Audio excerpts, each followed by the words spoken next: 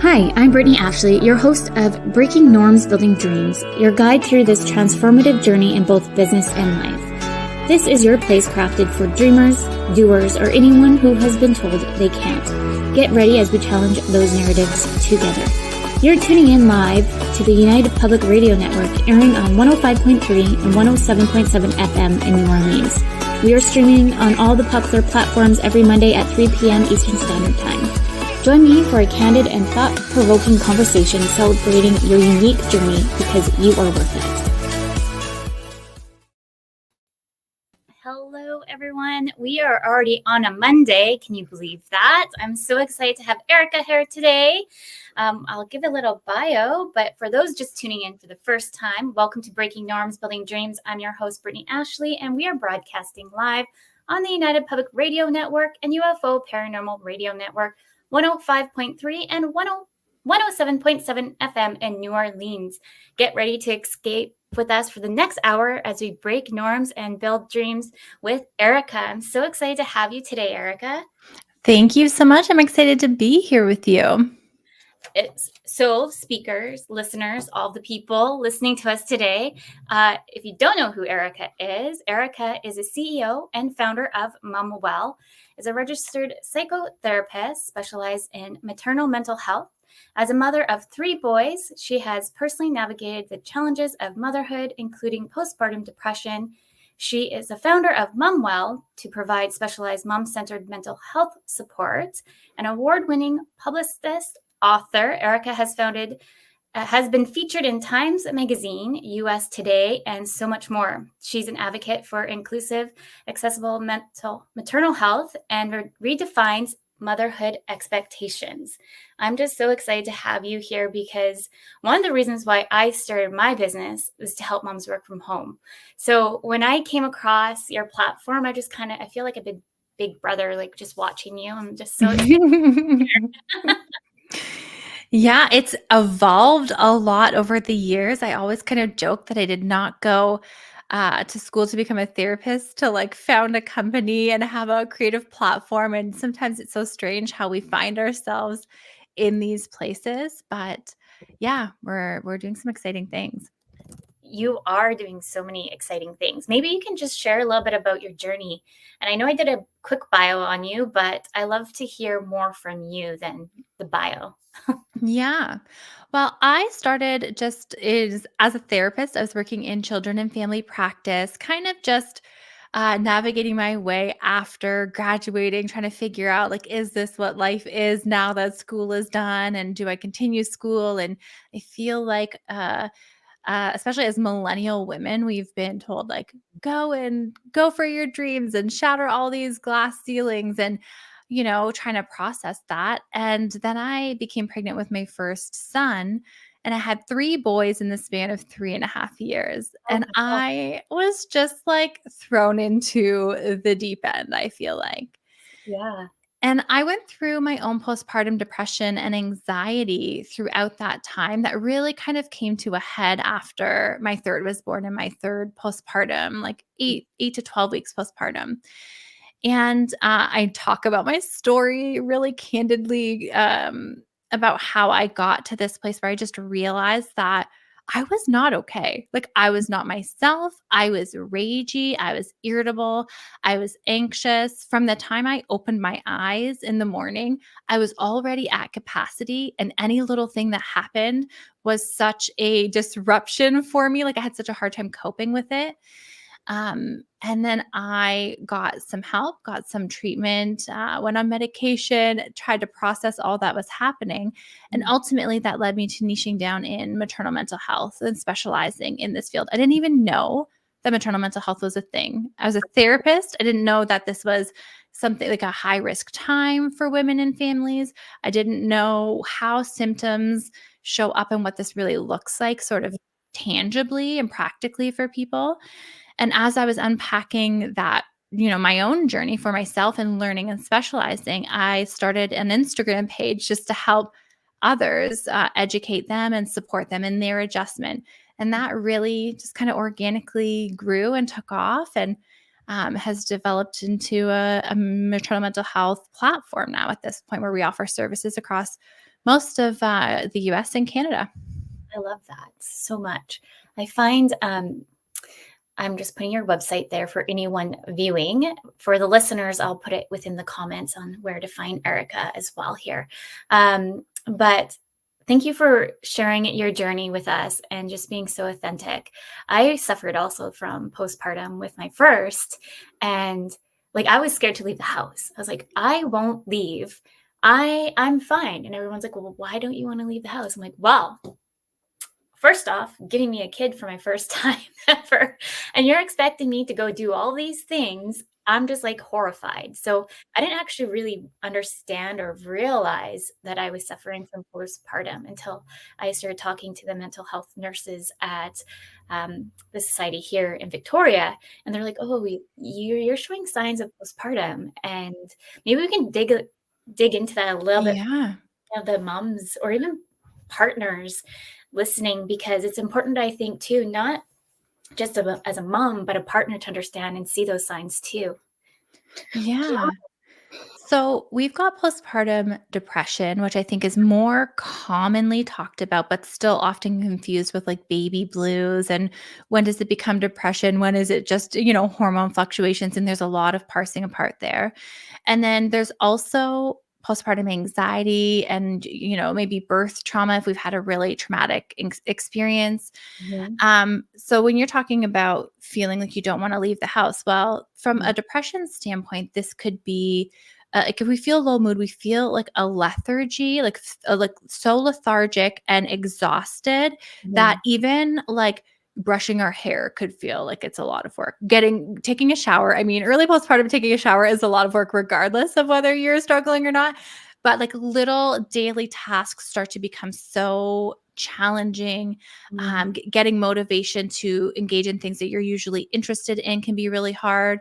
But then on the flip side of that, there's also postpartum anxiety, where I've worked with a lot of moms who are fearful to leave the house because, it was COVID and there's germs and there's like even daily things that are normal that we navigate every day as, individuals feel like threats now that we have a child that we are caring for. Like a stroller walk on a busy street can feel like a threat if we're really struggling with intrusive thoughts or anxiety.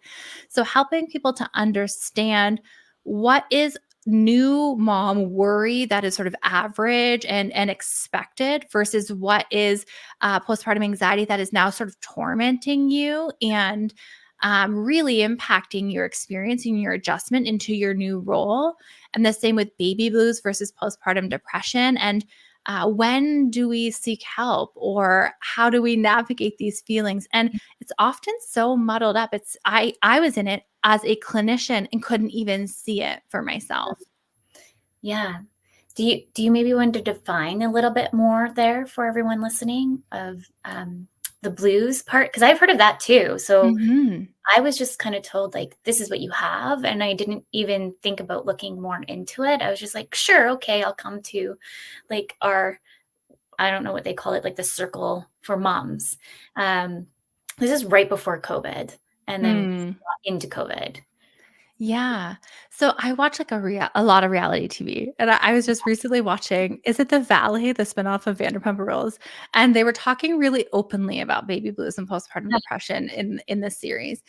And baby blues often gets used to sort of maybe minimize or define or dismiss really kind of roller coaster emotions postpartum. But what I will say about baby blues is they are tethered to your hormone fluctuations, particularly after birth when our body's kind of recalibrating. And they last at most 2 to 3 weeks postpartum. Mm. So if you are like weepy, you can have like, crying spells and things like that, but you also have a baseline of sort of like normalcy, or like to you what feels normal to you. Like you have moments of joy, you feel like your mood is relatively consistent, but you might have moments of sadness and weepiness. Whereas with postpartum depression, it is more of an undercurrent that still will come out maybe in weepiness or in irritability or postpartum rage and anger. It can have a lot of expressions, but it's not situational and isolated. It kind of just is this undercurrent in the background that impacts how we are feeling day to day. And a lot of us want to white knuckle it or try and sleep and try to do some things to see if it helps it to get better. But when with a true postpartum depression, we'll usually see that it's kind of persistent beyond a good night's sleep. And it's usually when kids start to sleep, babies start to sleep through the night, that parents will start to realize, like whether it's partner or mom, oh, wait, maybe there is something more going on here because I'm sleeping. Some of my needs are starting to be met now, and I still can't pull myself out of this funk that I'm in. Yeah. Yeah. Thank you for sharing that. Feels like a whirlwind after they're like past the baby stage. Mhm. You had three like right after each other, and like two, like we waited a little bit. Um, I think also too, like I wanted to wait a bit for my mental health because I just felt like I was feeling a bit disconnected. I didn't understand what was going on. And also too, like first time having like I was the kind of kid that would babysit dogs. Mhm. I found the loophole. I'm going to babysit dogs and kids because pet owners seem to pay a little bit more for the dogs. And so I end up like I started on that journey of like babysitting, but I just was like, you know what? I feel more comfortable with dogs. And so I end up going that way. So me seeing myself as a mom, like I never really thought about it until it happened, I guess. And it's like, oh, it's happening. Mhm. Let's do this thing. And then it's like the pressures too, not just postpartum, but just like society as like what does the perfect mom look like? Um, Maybe you have some insight on that because I was actually just reading a bit of your guys's report that you did not too long ago, I believe, about the digital space and how it Mm. moms. I started reading into it like later, like yesterday, and I was like, oh, I need to like go do work. But I felt like some of it was so interesting because I really think we get told a lot in the online space sometimes that we don't know the true things of how to feel sometimes. Mhm. Yeah, it is really challenging, I think, to enter into motherhood in this era where we are exposed to so many sort of ways or approaches of other people. Like if you think about my mom who didn't have social media, she would go to a play group or a mom group and be exposed to maybe the 8 or 10 people and how they parented in that group Mhm. versus we get to see everything, like I mean the highlight reel. We don't get to see everything, but we get to see a very curated version of many different approaches to parenting. Mm. And a lot of this societal messaging comes with a lot of pressure and expectations. And we have this often like romanticized ideal when we step into motherhood for the first time that, oh, I'm going to be this way and it's going to be like this. And I'm going to approach, my child like that.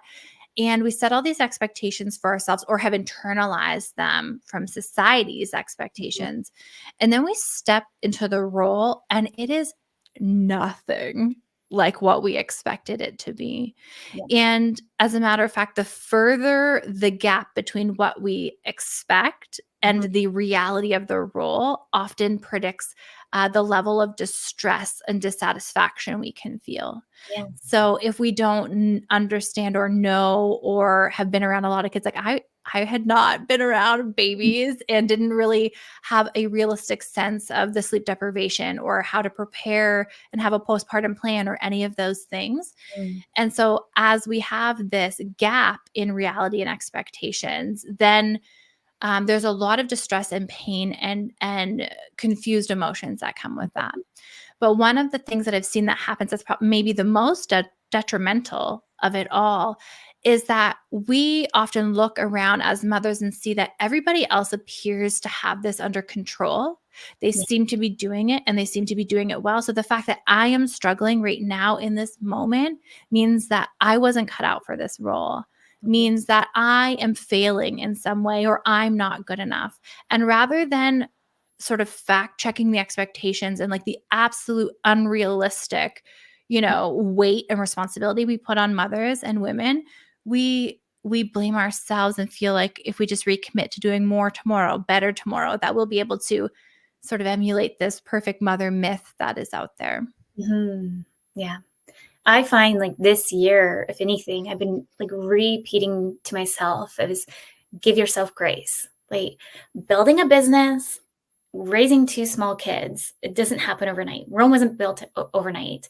So why are you putting so much extra pressure on yourself to have these targets over here, making the perfect lunch, whatever that is, and just like putting so much more on you than you really need? And I feel like with social media too, like, yes, you're seeing all the pretty stuff on the forefront, but you never know what's really happening behind the scenes. Yeah, and that's why I think that it's so important that, as Momwell and formerly Happy as a Mother, the community, that we show up in this space in this way, because we know that there are studies out there that social media can be detrimental to our mental health, right? But I'm also like, if I'm trying to spread an awareness about the myths or the unrealistic expectations or even the red flags for postpartum depression or anxiety, I Mhm. want to be doing that where the moms are and where they're hanging out and how they're taking in their content, when they're scrolling and whatever. And so, UConn and UFT, University of Toronto, had done a study on Momwell, the one that you were referring to see the impact that engaging with our online community can have on maternal mental health. Mhm. And we can see that actually social media can really be used for good to disarm some of these pressures as well, Mhm. to really educate moms on what some of the warning signs are to make sure you do seek out care. So there Mhm. was a lot of really like reaffirming findings that came out of that study. And I Amazing. think that it's important that there are voices counteracting these really intense Mhm. pressures and narratives. Yeah. I know when I first had my daughter, I was like, I'm going to join a mom group. And when I was in it's like a Facebook group, I can't, they, depending on what year your kiddo's in, they make all Right. grades. And so I was like super pumped. I had like a mom group. And then I just felt like no matter what you shared in that group and specifically, like you'd get attacked. And I was Mhm. I don't feel like this is a safe place because I'm always feeling judged. And motherhood's hard. So Mhm. I end up like removing myself completely. And now with my son, like I didn't even bother joining any of those kind of groups, but I feel, I guess, a bit guilty because I'm like, I feel like I need to make more mom friends. It's really tricky because we're so isolated as a parenting generation. We don't really have a lot of other generations sort of around and helping us parent. So the support systems feel like they're really lacking in that way, especially for our generation. And Mhm. then especially I find with first-time moms and new moms, but it happens even beyond that, when we enter into groups and we are still free falling in our motherhood experience and we are still trying to carve out our own identity and confidence in our role, the Mhm. way that we look to reaffirm ourselves often is trying to prove our rightness, Yeah. maybe blaming or criticizing others or sort of challenging their parenting approach versus ours, because Mhm. often we don't even feel confident or sturdy in our own choices during that time. And it can become really tricky when we don't feel like we are anchored or grounded in something that feels solid and secure for us. And I talk a lot in my book about values led mothering and like finding your own motherhood identity so that you feel like you have a criteria, something really rooted in meaningful things for you to make your decisions off of, so that even if somebody does disagree with you, you know that that's coming from their own, values and priorities and what's important to them versus you having to adopt it as your own. Yeah, I love that. And your book, so anyone listening, is called Releasing the Mother Load. Did I say Mhm. that right? Yeah. Tell us more about your book. I'm so excited to read it. Yeah, Yeah. it's all about the invisible load and the mental load, and it's one of the things that maybe most surprised me or that comes up the most sort of behind closed doors as I'm working with moms and maternal mental health is the unbearable weight that we carry that we cannot turn off, and it's invisible and our partners don't understand it and nobody thanks us for it, but it has to be done or our household wouldn't run. And really looking at what that load is. Why does it feel so much heavier than previous generations? Why are we defaulted into carrying it? And how can we reevaluate that load and let go of what is not essential? And Mhm. also, like, decouple it from our identities so that when we do like share ownership with a partner, it doesn't feel like we are letting it go because we're failing, but we are feeling like empowered in redistributing. I, Mhm. I feel like our identity is often woven in being a good mom equals the care tasks that we do, or equals having a clean house and the chores and the things that we do. And if we are measuring our performance and our role based on those things, it will be very difficult to share ownership over them or to let them go because we think we should be doing them and doing them well. Yeah. And I'm excited to dig more into your book. I really am. I feel that there's a lot that you put in there that I can't wait to dig in more deeper and just to like self-reflect too. But you're talking about your values as motherhood as a mom, I bet, and finding your inner values. And I feel like when we're kind of thrown into it, if it's your first kid, you kind of forget a bit about your values because you're just in survival mode. It's like, I got this, or like breastfeeding. I was like, I will not breastfeed, and then I was like, I'll try. And then with my daughter, it was difficult. And then with my son, it was even more difficult. We think that maybe he had latch issues, where he was a true COVID baby during COVID, and so that meant that extra support there with um, the wives that we were working with, the motherhood wives. Um, they just kind of was like, here's your kiddo, all is good, goodbye. And then I would Mm, call them. So I didn't have a doctor. And I would call them like, okay, yeah, we were good for the first few weeks. He was eating, but all of a sudden he's like not eating.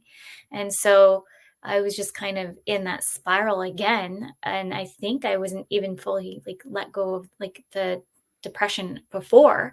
So it's just kind of like on top of everything else. So yeah, I'm excited to kind of read more of the book and understanding too, like what you're saying there is finding values that are aligned with you, because you kind of get kind of noise. There's so much noise in the world today. And so sometimes we forget what our true values are. And I work with this on just clients on building a business. Like, what's your brand? What's your values? But I love that you take this intake for motherhoods because I never even thought of that. Well, yeah, and I think that we can really attach ourselves to different types of mothering and different labels and groups, like you said, Mhm. like the breast is best versus combo feeding versus formula feeding. And if we're carrying any kind of perfectionism into motherhood around something like feeding, the breast is best messaging has gone really far. And I just actually did an interview and an episode on my podcast where the rates of underfeeding and dehydration in infants has increased significantly since the breast is best campaign has really taken hold. And it's actually incredibly dangerous to have an underfed newborn baby. So there are all of these things that get taken to extremes, Mhm. and it's really hard as a first time parent to find any kind of sturdy ground to stand on, right? For sure, when we are sleep deprived, early postpartum, we're not thinking about our values being our criteria by which we make decisions. But I think that now, like looking back, for example, I really held on to perfectionism and wanting to do everything right. And now, as a value, I actually really value flexibility, especially as new data presents itself or new information presents itself or the situation changes. Reevaluating and being flexible is actually something that is very meaningful and important to me. So if Mhm. I was feeding and it was going well, then that's great. But then if it took a turn and the latch wasn't happening very well, like you said, then I'm going to reevaluate now what is best in that situation. But when we're really steadfast holding on to a particular label or approach, we Mhm. don't have the flexibility to reevaluate because we're very focused on trying to do it right, quote unquote. Mhm. And that is a very reoccurrent theme that I see in the moms and parents that I work with. Yeah. And it's so True, because, like, when I first had my daughter, I was like, "Well, this is the right way," because Mhm. everybody only ever talked about it that way, and I pushed myself, and I just remember being, like, so uncomfortable. I hated every moment of it, and they're like, "Oh, this is a way for you to, like, build that connection." I was like, "I hate every minute of this." Like, this is not great, and so with my son, I was like, "Okay, I'll try it so I can say that I tried." But I just knew, like, I was saying to my husband, I was like, "I need your help at night. I Mhm. can't do it anymore. Like, I can't be waking up." Like, my son was always waking up, like, every half an hour because he wasn't eating enough, and so I was like, "I'm, like, ready to, like, nope."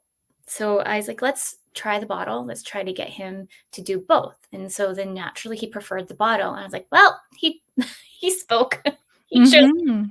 I'm good at walking away from not breastfeeding, but I think a part of me too was feeling so guilty that I didn't, like, maybe last as longer than I should have with my daughter, like, that mom guilt really starts to set in. And there's a lot of grief. Yeah. Like, you wouldn't believe the amount of people that I've spoken to where their children are, like, school age and they're, like, well beyond postpartum, and they still break down in absolute grief and guilt that they didn't get the breastfeeding journey that they wanted.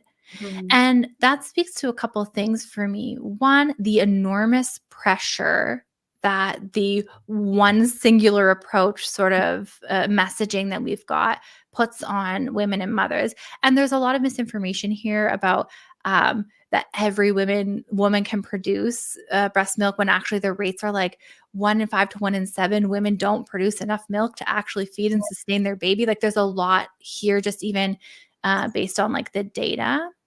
Yeah. And then also feeding represents a few other things to us. It's like measuring our worth and our performance in our role, how good of a job we're doing. It's often presented to us as the way to form a secure bond with our child, which is just fundamentally not based on any kind of science or research. Mhm. So feeding becomes a very emotionally charged and loaded conversation because it represents so many different things, especially as we're trying to establish ourselves in our new role.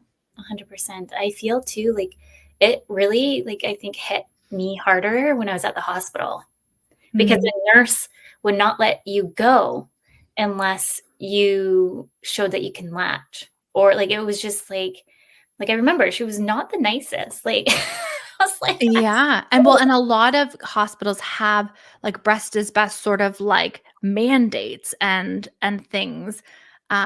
There's a really great foundation called Fed is Best, Yeah. led by a physician, an emergency doctor, that is doing incredible work that has a lot of fact checking and myth busting information in this category because um, I felt that too, and I actually have clients who come to me who have, like, had double mastectomies because 'cause they've had breast cancer and still feel like they should be breastfeeding their child. Like, it just goes so deep, the pressure that women feel, Mhm. and it's to feed your baby and to make sure that they are not underfed and that they are getting the nutrients they need is the goal. Like, that is the primary goal. How that happens, as long as it is safe and, we're not, like, supplementing things that are not formula and are not, like, safe. As long as we're doing that in a safe way, like, that's all that matters for our babies. 100%.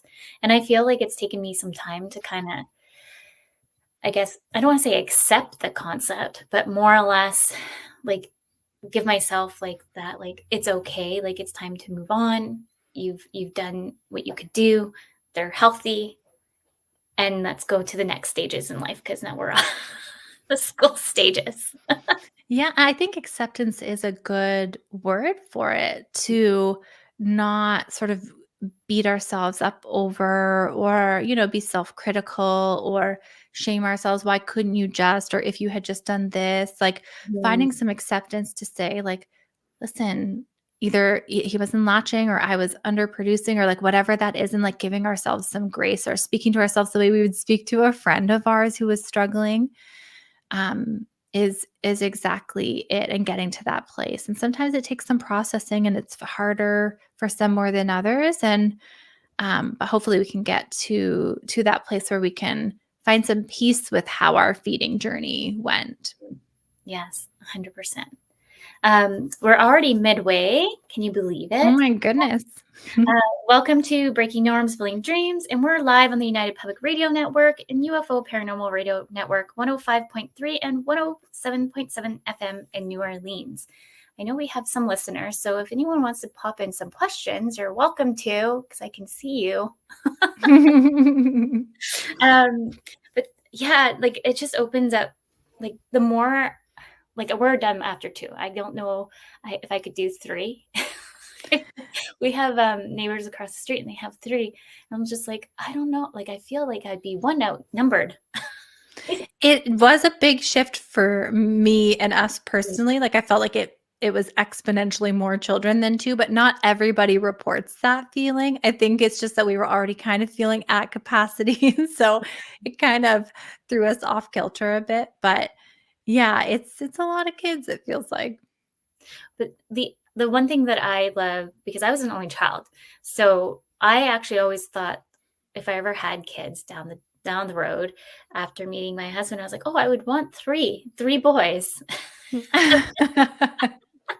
And when I had my daughter, I was like, well, maybe we'll nix the third. I'll try for 2. Yeah. Sibling love. I just love it so much. Them growing up together means the world. Yeah. Well, and that's another thing that I think a lot of us carry into parenthood is sort of an idealized family. So we like have an idealized version of ourselves in our role, like what a good mom is, quote unquote. But then we also have these expectations of how many children we might have, what genders they might be.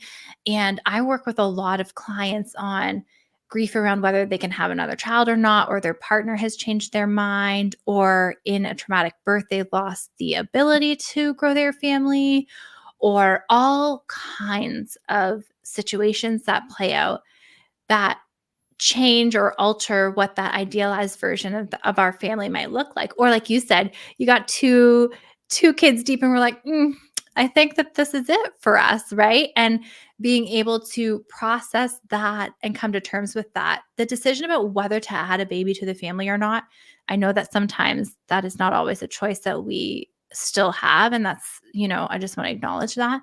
But deciding whether or not to expand your family is probably one of the most common conversations that comes up on my platform, which is shocking because we think we know, and then things change and life changes. Our capacity is not what we thought it might be. There's just a lot to factor in there.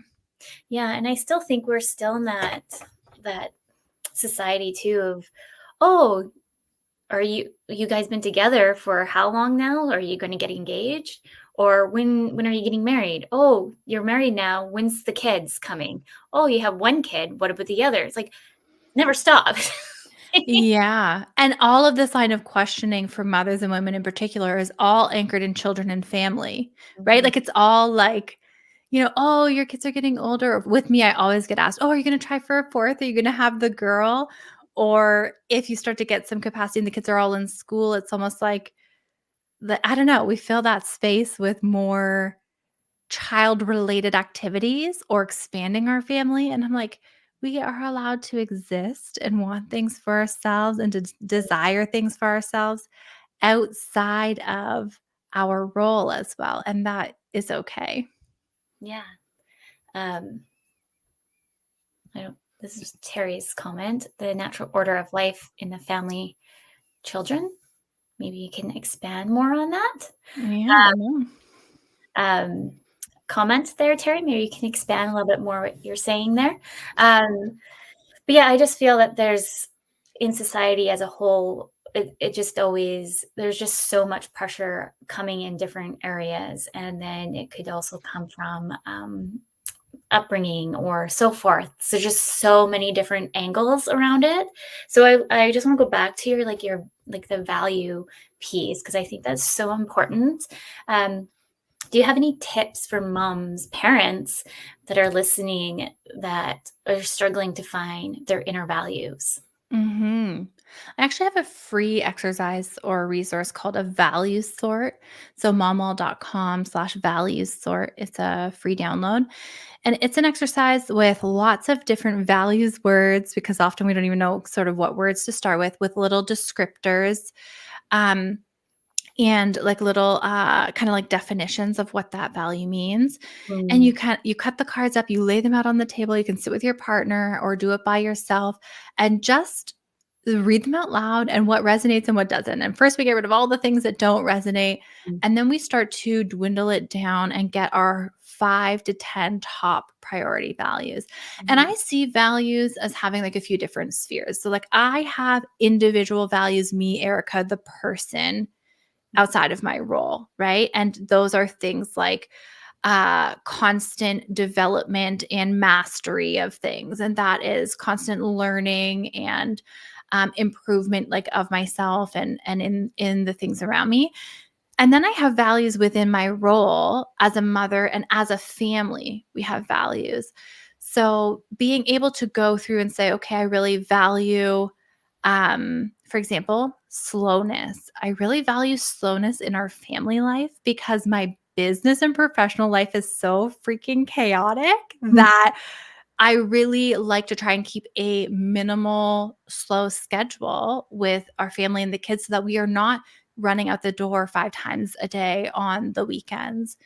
So it really helps us to anchor ourselves in a criteria so that when we're rolling around to back to school time in the fall, we're seeing all the cute fall photos and all the perfectly curated lunches and all the activities that everybody's being signed up to, and we're getting this like panging, guilty, aching feeling that like, oh, my kids should be in more activities, or oh, we haven't, like the lunch that I sent them with was basically just fishies and like random packaged foods. And we start to get that like nagging feeling.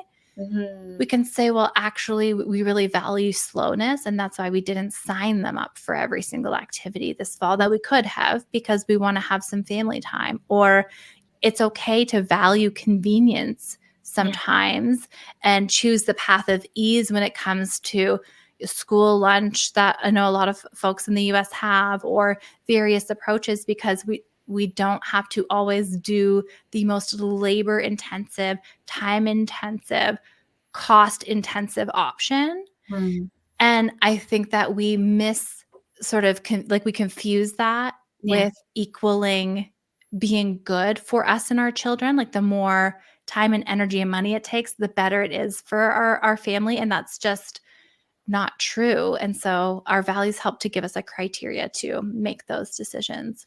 I love that. I find, well, like you were just talking about the activities things.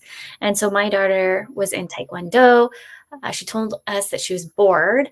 And so I was like, okay, what else? So I put her in gymnastics and we finally got her in swimming again. It's been like chaos to get into swimming over here. I don't know Why what do we have to set an alarm and be at our computer at like 7 in the morning to get swimming right. lessons? I will never understand. I don't know. Ridiculous. I'm like, I just think that they need swimming lessons. We live on the island. Yeah. But it's taken us months to get back into swimming lessons. Since the last time we were in swimming lessons was when she was 8 months old. So we were sitting at like the computer. But going back to like feeling a bit guilty on not getting them in enough activities definitely showed up for me last week because I was like, okay, we got them in gymnastics, both kids actually randomly at the same time, which is perfect. They both go. Amazing. Yeah. I was like, I did this never happened, so we're going to do it. So they're both in gymnastics and then both in swimming staggered times, but it works out like half an hour difference. But I was like, okay, but I feel like we need to do one more thing. But I was like, why do we need to do one more thing? I'm like, is that just me with I'm like self-diagnosed with ADHD, always constantly needing to do something. And I was like, is that me? Or is it just like the inner guilt feeling like, oh, they should do more because everybody else seems to be doing like at least 5 other activities versus us? Mhm. What is it? And it's important for us to kind of like fact check or at least pause and become curious about why Mm, we are making these decisions. Are we making them out of guilt? I think that a guilt driven decision is a reason to pause. Like there's a red flag there. If we are making a decision out of guilt out of shame, out of our own trauma and upbringing, the decision might still be right, but I think it deserves a curious look into why that's our knee-jerk reaction first, and Yeah. then making a conscious decision from there on. And a lot of times, especially in my early motherhood, I was I feel like accepting these external pressures and trying to prove or show that I, was good in this role, or that I could do this, or that I was right. And I'm like, to who and why? And I'm the one here suffering so significantly, Mhm. especially my mental health, just eroding, trying to prove this, right? So it really does wear us down and have a lasting impact when we try to rise to every occasion, even if they are not sort of most helpful or best Mhm. for us and our family. Yeah. And thinking more about what I was just saying, like, I think part of me is just, I think because I was the only child, I was like in every different activity there was. Like I was in piano, I was in soccer, I was like anything and everything I was in. And so, like, is it just because I'm thinking of all the different activities that I have done throughout my past life that they also need to do all those too? Yeah. Well, it's actually really interesting. So, we're living and mothering in the era of what's called intensive mothering. The norms of this intensive mothering and the beliefs and myths of it tell us that we are best biologically suited to care for our children, that motherhood should be labor intensive, all consuming, that we should put our children and our family's needs above and beyond our own, and that we should be satisfied in our role and not really long for anything else outside of that. And Mhm. when we have this expectation, what actually research has shown, the more people fall into this like intensive mothering belief category, often the more scheduled they are, because they feel that they have to spend so much time with their children, but it's far too exhausting to spend every second with your children, that Yeah. they put them in a lot of organized activities in order to sort of like sidestep the guilt for like feeling the need to be on and focused on them all the time. Does that Mhm. make sense what I'm saying? Are you tracking with Yeah. me? Yeah. And so we feel enormous pressure to be there every waking second of the day, and sometimes curating activities is one way we can get a break from that, because we feel that pressure so significantly. Yeah. So intensive mothering and the pressure to be zoomed in on our children and have them be our primary focus 24/7 also really plays a role here. Mhm. I actually have it, like, I know I told you I had questions written down, but, like, I only have that noted and circled to bring up intensive mothering. Yeah. I'm happy you brought that up. No, I do, yeah. It just makes you think so much more. I'm like, "Hmm, well."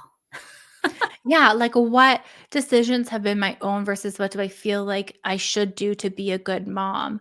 Mhm. And I unpack this in the book a lot. Like we feel that in order to give our children a healthy and, good and secure childhood, that we need to be the Easter bunny and the tooth fairy and all of these things that have been taken to such extremes now, Yeah. that we measure our performance by. We think that this is what makes us good, quote unquote, but Mhm. it's not based in any kind of research that tells us about what it means to raise thriving, healthy, secure children. Like whether they had a tooth fairy or not is just not making it into the Yeah. research in terms of the criteria, right? But this is sort of what is modeled for us, and this is what we perceive as being good in our role. Yeah. What actually came up for me was thinking about birthdays. And, like, how, like, you look on TikTok and, like, there's all these big fancy birthdays, like, even for, like, the first birthday. Like, I know with my daughter, I think I went like, crazy. I probably went way out. I'm like, "I'm gonna make all these things, do," and then my son's birthday came around, I was like, "No." It's like, "Not that I love you any less." I've put so much pressure on myself thinking that that is considered, like, being, like, the perfect mom, and doing, like, all of these, like, I love to do crafts, so I felt like I had to go over the top and Mhm. all these things, and then looking back and I'm like, "Why did I do that?" I was, like, exhausted, not enough sleep, but I still pushed myself to do this big birthday thing. And then I don't know, maybe it was part of like social media, maybe affecting me a little bit there. I'm not sure. Yeah, I think that it's a bit of a mixture of things, and I will say, like, I am not, like I did not make it out of this pressure, like, I took this is partially what led to my breakdown turn breakthrough that I talk about so openly was I took on all of these expectations hook, line, and sinker, you know?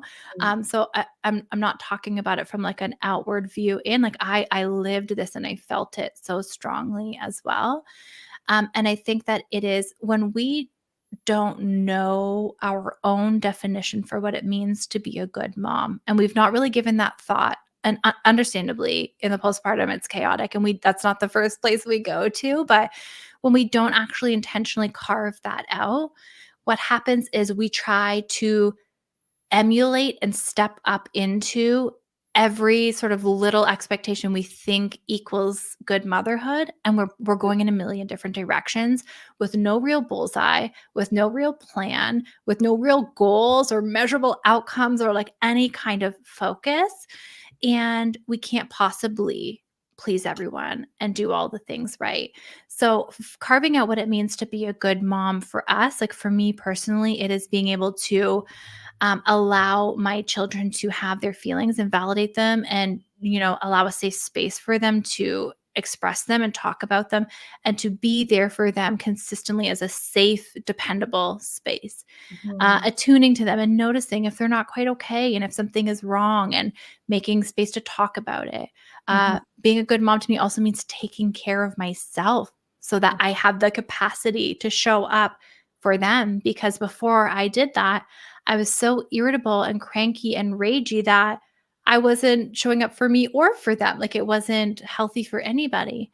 And so getting some roots in what that looks like for us allows us to say, "Oh, I see that that is an expectation you're trying to put in this invisible backpack that I'm carrying, and I actually wanna unsubscribe. This is just junk mail that's adding to all the crap that I'm having to sift through, and it's just not for me, thanks. Like, thanks, but no thanks."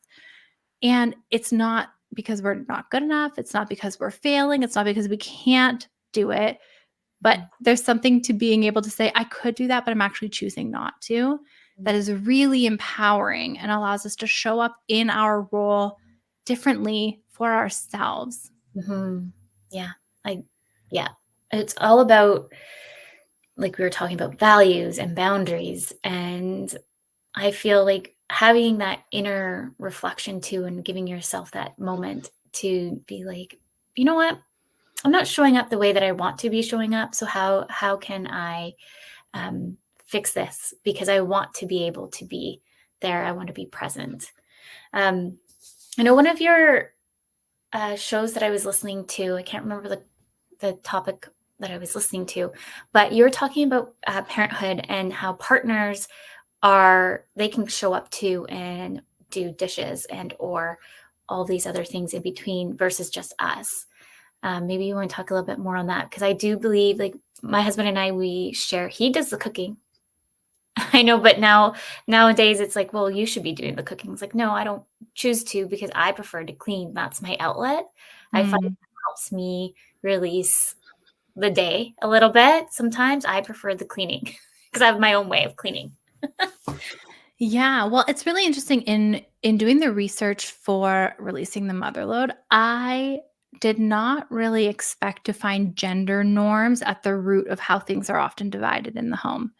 But Mhm, research has time and time again shown that when there is a husband and a wife in a home parenting situation, that the woman will auto assume slash be auto defaulted into caregiving and domestic roles. Now, there was possibly a time when this worked. Back like in 1950, 25-ish percent of mothers worked outside of the home. mhm, And if that is like primary focus, even still, no, because we've got stay-at-home moms and we can unpack all of that. Like it's not, we're equal partners and parents to our children. Now we have 86-87% of mothers working outside of the home. So what has happened is women and mothers have been expected to branch out of the gender norm and take on expectations of providing for the family, working outside of the home, while the gender assumptions and norms have not shifted in such a degree in the other direction, where partners are expected to take on the care work and the domestic labor in Mhm. like in a proportionate amount. So we've got women who go to work full time, come home, start the second shift of all the caregiving and all of the housework and all of the labor. And there's a lot of, well, we're doing a lot better than previous generations and partners do more, and they do, but we're not just talking about helping, we're talking about ownership and equal Mm. responsibility in the functioning of the household as it pertains to children and domestic tasks. So it's a big can of worms to open, but it is so important. And one of the things that comes up in therapy most often is, how do I help my partner see the invisible load that I'm carrying? How can we redistribute some of this? How can they see it as a priority or something that they should be carrying and taking part in? Yeah. And ultimately, there's a reason why 70% of divorces are initiated by women, because if they're doing all of the labor, they don't want to also have to do it for an adult who can at least do it for themselves, but should also be doing it with Mm. the family and contributing to the family. Like, we've definitely come a long way since back in the day, for sure. Like, I do like to see that, like, my husband was able to take off. They don't call it maternity leave. What do they call Like it? a paternity leave, I think. Yeah. So it's nice to see that slowly changing into the cycle a bit more, but still, there's still that level of that expectation in society for moms to, either stay at home or do it all in a way. So that's why, like, I love what I'm doing right now in my organization, is just that it's a way for moms still to work and be at home and have that flexibility and all the things above. And so I just I love that we brought that up, because I think it's really important for others to kind of think about a bit. I know when I was in, where was I? I'm trying to remember, but they just made a comment being like, "Oh, shouldn't your husband be doing that?" I can't remember what it was. Oh, mowing the lawn. Mhm. I went out to mow the yard, and usually, right, like, that could be, like, the male thing to go off and do, but I was like, "No, like, it hasn't been done, so I know he's in there cooking dinner," so I said I would come out here and do that. So it's just kind of, I feel like there's still room to grow here and have more of the open minds. We often still subconsciously will see tasks as being either female coded or male coded, like mom coded or dad coded as it pertains to the children. Yeah. And no task has a gender. There are very few things aside from physically birthing and maybe breastfeeding Mhm. that only mom has to do. And even still with breastfeeding, when I was sleep deprived, my husband would get up, he'd have the monitor, he would get up, bring baby to me to nurse so I wasn't too disrupted, would take baby back, burp, change, settle. And so even then was very involved in the feeding process, even though I was the one feeding. So these Mm. tasks in the home, whether they are physical or they are the invisible inventory monitoring sort of pieces, are not gendered. And our partners are capable of doing this work because often they exercise these skills in their workplace environments. It's just that they've never been sort of required to sort of see them and monitor them in the way that we are.